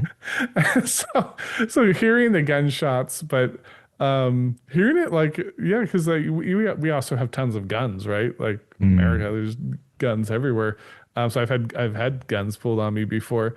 So Luckily not fired, but yeah, yeah, it seems even so stranger scary though. hearing it.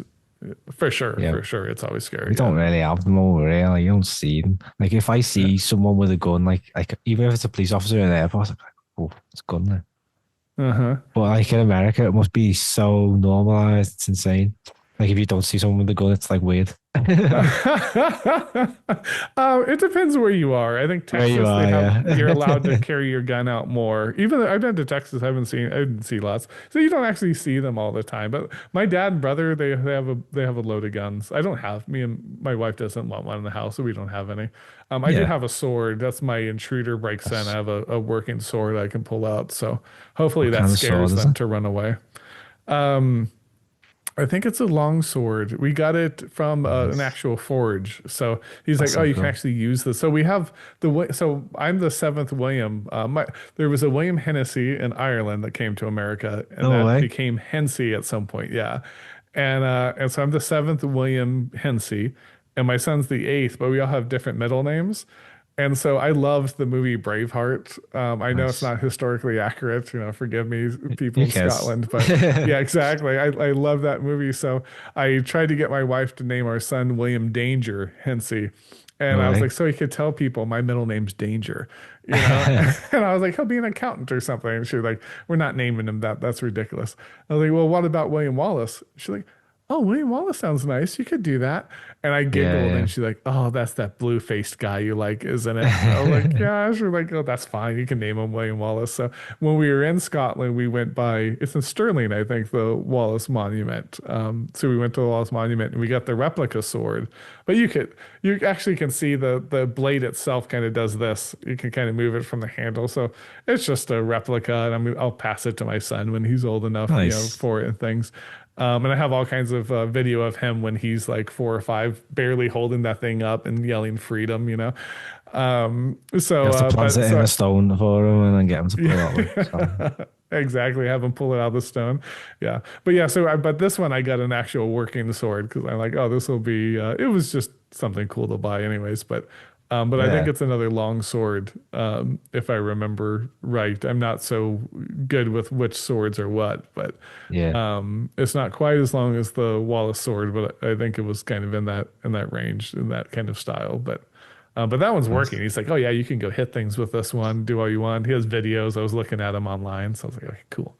Now I get a working sword. And the zombies come, I can really take some Yeah. zombies out, apparently. Also, so let me ask you the last shot question. I always let the AI overlords ask it, so I always go on to the AI box, and Oh, ask them to ask a question to my guests, specifically. So this is what the AI overlords wanted me to ask you. And they're all incredibly wordy. The publishing landscape is ever evolving, especially for independent authors. Based on your journey, what strategies have you found most effective for marketing and promoting your books in the fantasy genre? What advice would you give to aspiring authors looking to break into the publishing world? thanks, AI. That was nice. No, it's a good question though, because I think we kind of touched upon it before. It is a changing landscape. And there's not a lot of money to be made, so you've got to be quite creative in what you do to find your audience because it's so crowded. And then also looking for something more stable than saying, oh, I'm going to write a novel for the next year and a half and then try and promote that in between and like just banking on these little pockets of or cash basically, which over Uh-huh. time they don't amount to much. So personally, I haven't spoken to a lot of traditionally published authors as well. Some who have published maybe 10 plus books, they're having to get work, paid Mm-hmm. work, because they're writing, not making any more from the writing. Like Sure. one author I know published by an imprint of Penguin. She got a book covered in a national book club for her genre in America.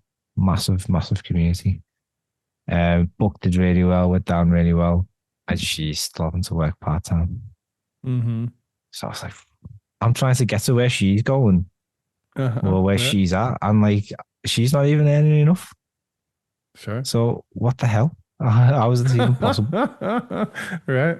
So and there's another guy, he's at 10 books out, and he still works part time, he's not full time author. So I was like, fuck, I don't know what I'm going to do here. So I had to really think about models of like sustainable models, and the only one I could really arrive at is subscription, monthly subscription.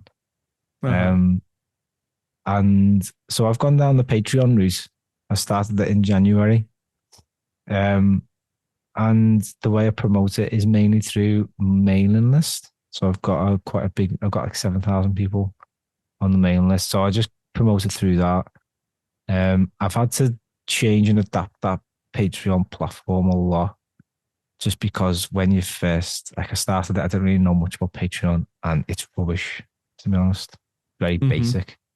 Sure. So you have to combine it with other things. So I've combined it with my website a lot. Um, I've every short story, basically anything I publish, you can download an ebook version. You can read it online using like an immersive e-reader, or you can just read it on Patreon or over email. So you're giving people like 3 or 4 different ways to read and consume your books, which is I've discovered after doing a survey, very important. People love Mm-hmm. the ability to download an ebook. And then it's about making that process as seamless as possible so that if they get that book, can they get it straight on the e-reader? Or will you have to download? Will you have to plug the e-reader into the computer and drag and drop? I mean, Mm-hmm. it's a faff. It's too much faff. And then no one's Right. going to read it.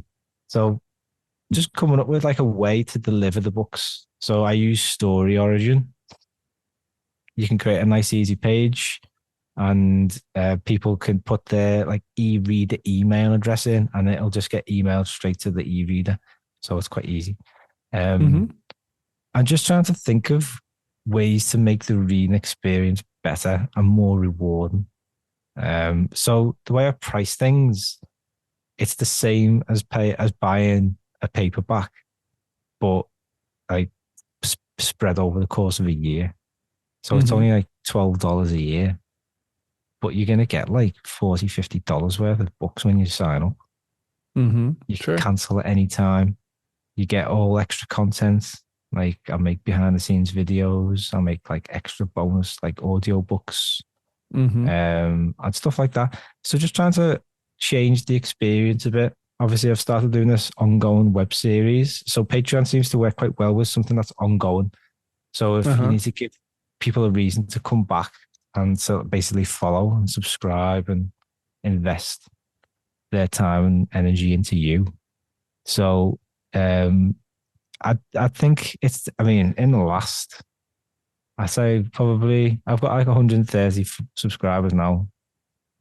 And it's probably only since I did the survey like maybe 6 weeks ago that I realized where I was going wrong, changed it all to make it better. And then since then, I've probably like doubled the subscribers in Mm-hmm. like 4 or 5 weeks.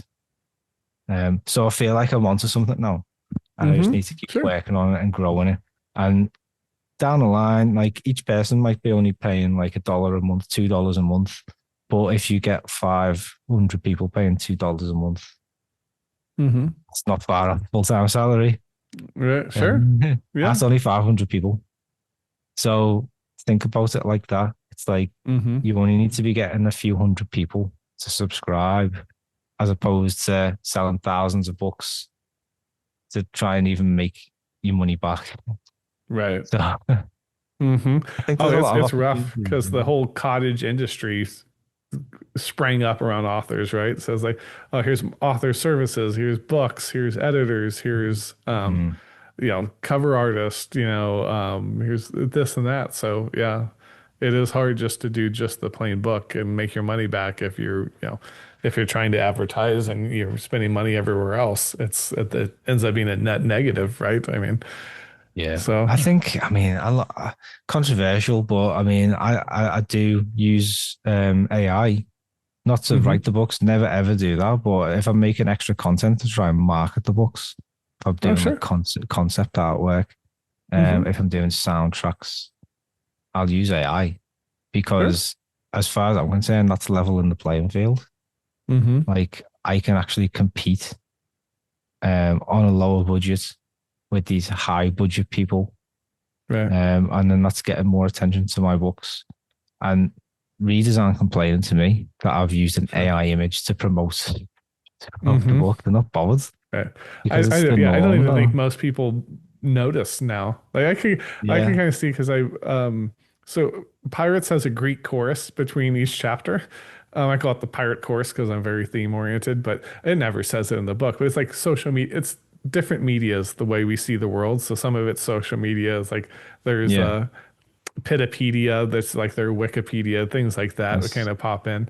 But to get the images for the little characters and stuff that you would have for, in your Twitter profile or whatever, um, yeah, if I had paid to do that, I mean, I could have never done it. I mean, there were so many. Just the yeah, idea of paying, I would have spent, 5, 6 grand. And I have a lovely visual artist that draws things for me and stuff all the time. And she gives me the biggest discounts she ever can. But still, it was just, there was so many of them. mm, And then just the process of working with her would have took forever. So I'd used AI, and there's actually a thematic reason for it as it goes through, and some of them do become hand drawn pictures down the line. yeah, But I think your point's well taken is that it does help level the playing field. If you want to try to just get promotional images, I mean, just the amount of money you can dump in writing is crazy. yeah. Like Together We Rise, that was a sort of novella, 45,000 words. I easy paid £3,000 on the artwork, cover artist, the map, and the editor. Um, Obviously, if I'm doing something like that, I'm going to pay people, humans, to do it because I want to put something out there that's I'm proud of and hmm that hmm humans have interacted with, engaged with, and put their own Right. touch on it. That's amazing, and that's well worth the investment.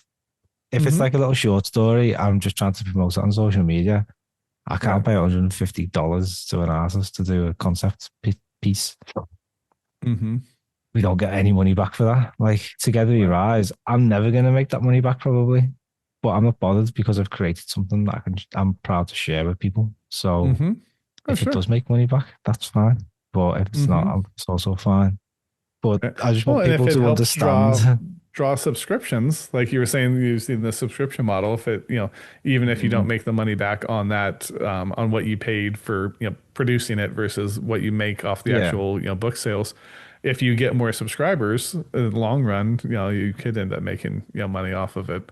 Um, definitely. but yeah, I think I that's think a really, lot of writers now, like, there's all these opportunities there with AI to help market stuff because we've always had to market everything ourselves, and it's hmm an extra job. So Oh, sure. if you can make that easier for yourself, do it because it gives hmm you more time to write. And we're going on about tribalism. There's a massive tribe within that writing world who just think anyone who even sniffs AI is a devil. hmm And like, if you use it for your writing, if you write books using I think that's wrong because you can't say you wrote the book. hmm Yeah, you But if generated you're, the book. You didn't really write it. yeah, it's not Mm-hmm. creative. It's not in any way, shape, or form. Mm-hmm. So but if you're using it to help promote and market your book, that is Mm-hmm. absolutely fine because Sure. that's a job that we don't want to do, Mm-hmm. but Right. that's what the publisher usually does. So if we can automate that and make Right. that as efficient and effective as possible, For sure. then we're just leveling the playing field, like we say. Right. Well, and the publishers, I'm sure they're already using it. You know what I mean? Like I'm sure, Penguin and these guys are already using AI for a bunch of stuff, so it's the the imposition you put on to indie writers not to use it for anything. Yeah. And I actually agree. Like if you write a book with AI, um, I don't think you should say it was written by William Yeah, Hincy at that point, right? I mean, I of would be course. fine with, like, movies, right, have producers and directors and things. So you want to say produced by, cool. You Mm, can say you produced it because you gave it the prompts and did some editing, whatever you might have, done with it. But if you didn't truly actually write it, I don't think you should actually say you're a writer. I also don't like ghostwriters. Like when it's like, oh, the celebrity. I actually know someone that asked me to help her ghostwrite a book based mm, on her, life experiences and thing. And I don't do it. I also don't write nonfiction. So I was, yeah, I wouldn't be the best one, to help you with it. And so she did find someone to help her write it. And then I see like her post online. She's like, yeah, I'm an author and I'm a this. And I'm like, not really. it's a bit sickening, isn't it? Really, it's like you haven't Uh-huh. done anything. Like Right. as writers ourselves, we know what it takes to actually write a novel or even a short story. There's a lot of work, a lot of creative energy, a lot Hmm. of emotional toil, Right. and then it feels very cheap then for someone to just to pay someone to do it and then declare that they're a writer. Right. Right. Yeah. I don't go, I'm a plumber when I call the plumber to come work on my pipes, they're my pipes. That's Yeah, what I hear about like memoirs when they do that. They're like, but it was their story, but yeah, yeah, it's my pipes too. But I don't say I'm the plumber. I didn't I yeah, didn't actually do it. So, and I don't actually begrudge it. If you want to be a ghostwriter, cool. If you want someone to ghostwrite for you, fine. You just employed a writer. I'm all for it. But I think the saying you wrote it in those instances, I think is weird. And I think AI, yeah, it's also kind of, I think with AI, it's even more important to be authentic.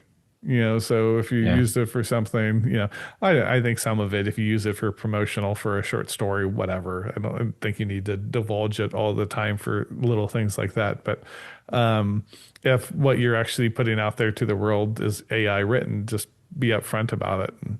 And don't try to say you're the writer of it. So, Clickety clack, clickety clack, tickety clack. Ding. Oh, hello. You caught me right as I was putting the finishing touches on my epic absurdist satire, Pirates of Appalachia. And now it is time for the long road to publication and the long editing process. As writers, we spend tons of time editing our work. The hardest part, I think, of the editing process was really like the proofreading, the copy editing, because you were so immersed in it. I've just spent 13 years immersed in Pirates, got it all together, went through, edited it front and back by characters, all these different asymmetrical ways. And still, it's going to have typos in it. And they're going to horrify me one day if I ever find those in the actual printed edition. The way I combat that is with Edit GPT. You found today's sponsor. The link is on the screen now. I'm going to put it here. Here's the link. If you're on the podcast forum and you can't see me pointing up at that link, if you're on a podcast, you're really missing out. I'm really animated with my hands. But if you can't find it on there, feel free. You'll find it in the description. It helps support the show, helps restock the bar, helps keep this guy happy so that we can keep putting all these shows out there for all of you. Thanks for everything. Let's get back to the writing because Pirates of Appalachia is not going to finish itself. The one thing Edit GPT cannot do is save the file for you. So I'm going to make sure to save that now. So I want to get back to my work. You get back to your regularly scheduled programming. very cool. So thank you for that. So I do want to make sure here in the sake of time, and I forgot, I usually mention this kind of pregame, but I forgot. Did you have something you could read for us today? I have got a bit. I've got Together We Rise here. I could read a little bit of that. Okay. If that's something that you'd be interested in. Yeah, for sure. My favorite character is Tilia. Um, so I'll read. How much do you want me to read? I don't know how much you would like. It's usually like 2 to 5 minutes is usually the pretty sweet spot there. It doesn't have to be exact, but enough to give people a flavor for it, right? Kind of. Okay. Well, I wanted Tilia because she's a slower start. But I've got one of my favorite characters is the police officer, and he's called Kishto, and he Okay. has a choice to make in the story where he gets sent out to stop the protesters and to put an end to it. And most of the people in his squadron are really up for like causing some damage to these protesters, but Kishto's a bit on the fence. He's no saint as well. No saint as Uh-huh. well. So this chapter's called The Protector. Bit of an ironic one. Okay. So an eel of tension writhed in Kishto's gut. He'd used the privy before they left the station, but nature called again. He cursed his sensitive stomach. No turning back now, though. No choice but onwards. Kishto brought up the rear of the group. Four of his comrades moved ahead of him, split in two rows.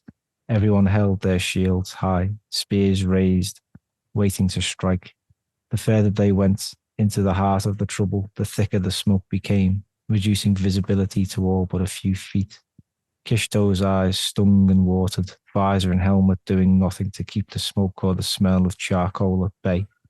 His comrade Bugs, named for his favourite pastime of crushing insects, started coughing. Not a slight clear of the throat, but deep barrel-chested huffs. Pack it in, Bugs. Every fucker in the city will know we're here, said his other comrade, Bakor, sergeant and leader of the group, not through competence, but a panache for corruption and willingness to do bloody work. He was a sadistic prick with a fat, bald head that made him look like a testicle. Kishto hated him. He can't help it if he coughs, Bakor sniped the man to Kishto's right, Gavir. He joined their group only a few months ago and hated Bakor from the off. Gavir was tall and thin, but stronger than he looked. He was about a decade younger than Kishto and seldom spoke, which made Kishto wary. Quiet men unsettled him. It often meant they were hiding something, that to speak might run the risk of exposing it. Despite that, Kishto enjoyed the cutting comments he held at Bakor.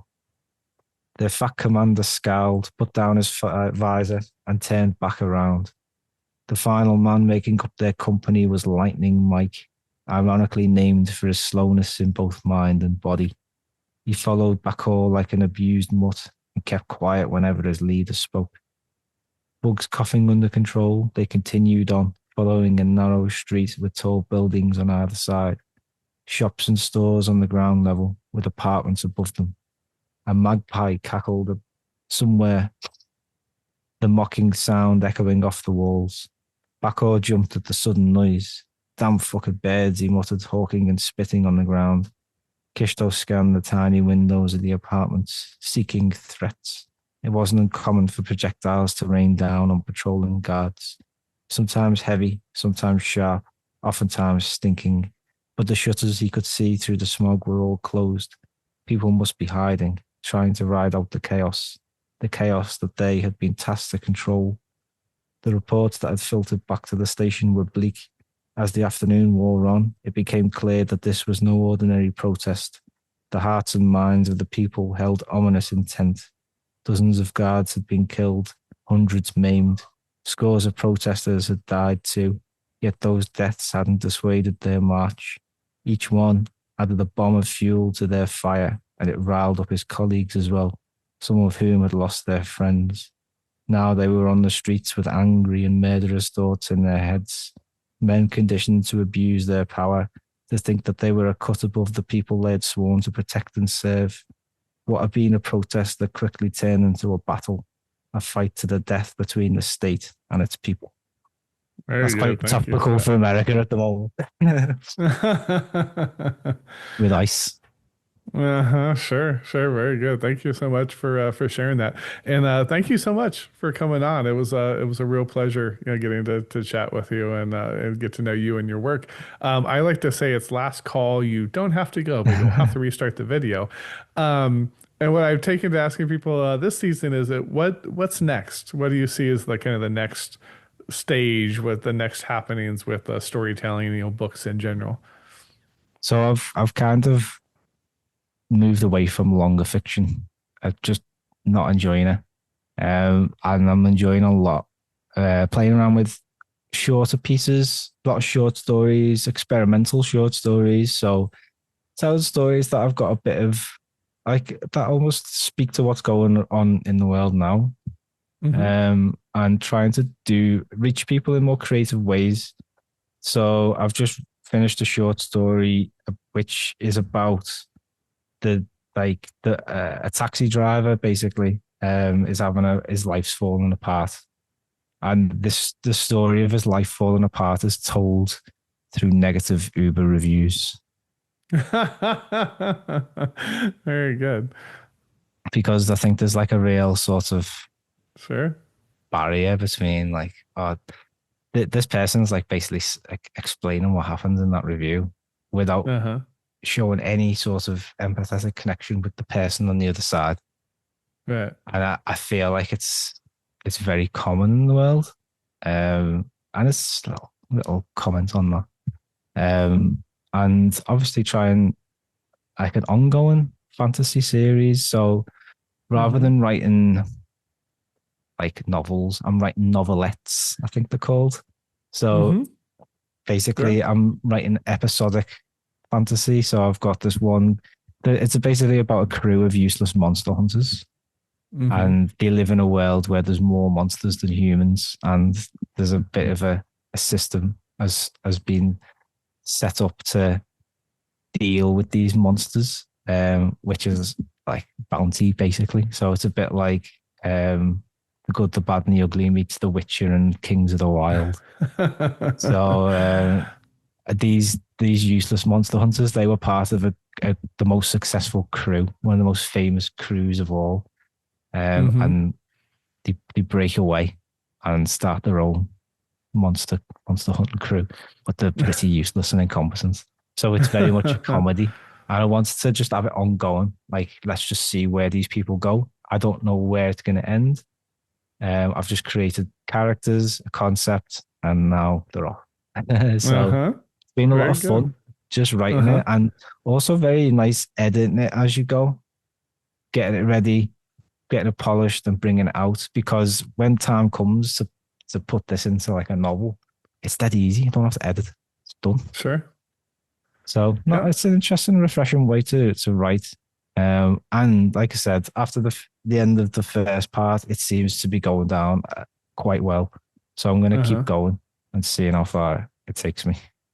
All right, very cool. Very cool. Thanks for that. And so if people want to find that or they want to find you, I know I have the website. I can link them up.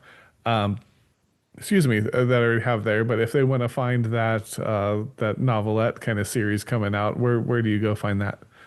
Yeah, so you just go to Patreon. You search for Richie Billing. I think there's only one of me.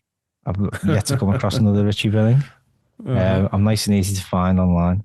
You can, if you join my mailing list, you'll get emails about this. But if you want to get it now and start reading, just go to Patreon. And when you join, you get like an email which explains all the latest stories and where you can read them and stuff like that. So it's nice and easy. Mm-hmm.